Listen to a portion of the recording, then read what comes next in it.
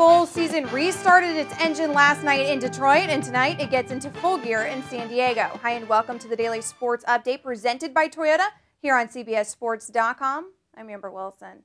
After 2 days off for the holiday, college football kicked off last night in the Motor City Bowl, which pitted the MAC champion Central Michigan Chippewas against the Purdue Boilermakers. The two teams hooked up earlier in the season in West Lafayette, with Purdue blowing out Central Michigan 45-22. But with 3 of the first 5 bowl games being decided by 3 points or less, and the game closer to home for the Chips, this one had the makings for another nail-biter. But it was Purdue who got out to a huge lead early. They took a 38-13 halftime lead. That's when Central Michigan's Dan Lefevre took over. He combined for 6 TDs on the ground and through the air, his last one passing to tie the game at 48 with just over a minute to go. But Curtis Painter, who had a Motor City Bowl record 547 yards passing on the day, moved the Boilermakers into field goal range with just 2 seconds left. And Chris Summers drilled a 40-yard field goal to give Purdue the 3-point victory. So that's 6 bowl games, 4 of which have been decided by 3 points or less. And tonight, it's time for the Holiday Bowl, which always has the potential for a classic, this time between Texas and Arizona State.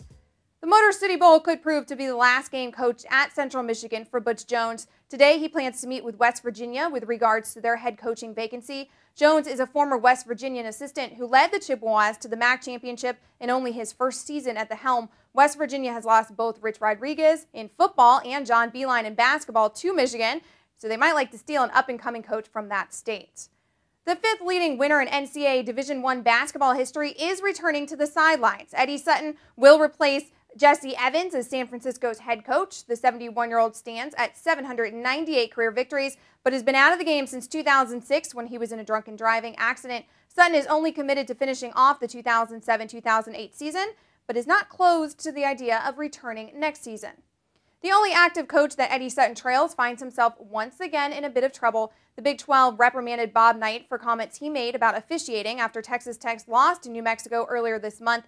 The violation was pretty tame with respect to Knight, referring to a call as horrendous, which violated the league's sportsmanship code. Scott Skiles received the ultimate reprimand from the Chicago Bulls on Christmas Eve as they gave him his walking papers Monday after a 9-16 start to the season. Wednesday night, Chicago was back in action in San Antonio with Pete Myers calling the shots as John Paxson conducted interviews for an interim position back home. So I guess that makes Pete Myers the interim head coach. And we all know how well the world champion Spurs do against interim head coaches. Well, we do now, as they manhandled the hapless Bulls 94-79 behind Tony Parker's 28.5 assist performance. The Bulls lost for the 3rd consecutive game, each of which hasn't been tighter than 18 points. Chicago might do well to find a coach who specializes in shooting, as they helped out the league's worst offense with a 41% shooting night. On the other end of the coin in the Eastern Conference are the Boston Celtics, who improved to 23-3 last night in their first road game against the Western Conference.